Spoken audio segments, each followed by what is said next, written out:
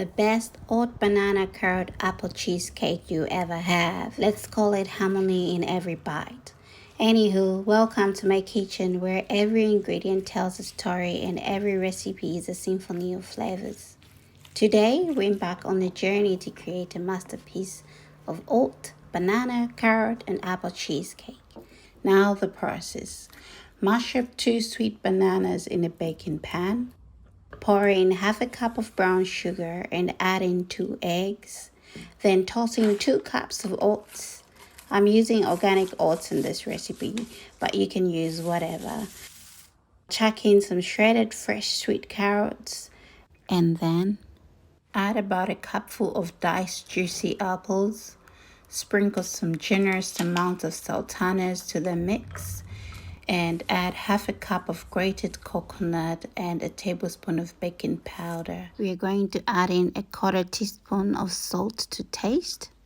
It's now time for some milk. Add 1.5 cups of milk. At this point, we're nearly done with this bad boy, guys. But hang on, we need some flavor. Let's add a tablespoon of vanilla extract to our cake mix. And now it's time to mix it together. Also, I like to preheat my oven 10 minutes prior. And when this is done, you just want to sprinkle a little bit more sultanas on top with a little bit of shredded coconut flakes. And then you want to embed it into the cake so that it doesn't get burnt up. Anyways, place it in the oven and we're looking at 35 minutes at 180 degrees Celsius. And now we wait, like life itself. The journey to perfection requires patience, resilience, and a dash of faith. Anyways, now let's get started on our cheesecake cream. Add 1.5 cups of powdered sugar, 1 tablespoon of cornstarch flour. Add 2 blocks of cream cheese. And at this point, I like to hand mix it.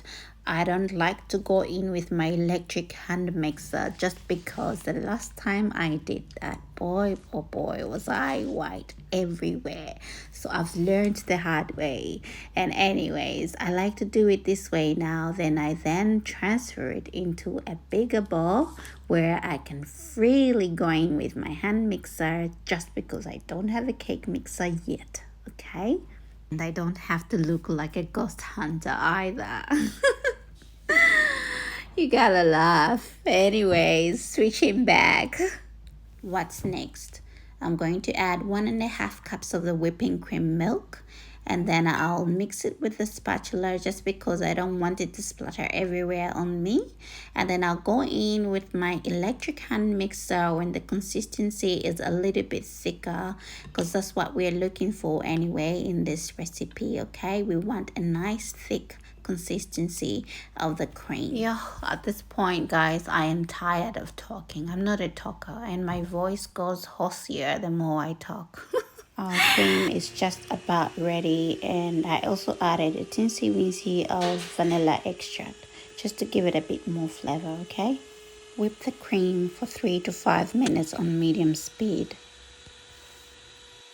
This is the part where the church goes, hallelujah, hallelujah, hallelujah. There you have it, guys. You have to admit that this looks really good.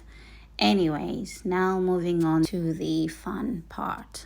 There you have it, guys. Our cake is nice and ready. Just put it in the fridge for a few hours and you're ready to eat. Enjoy.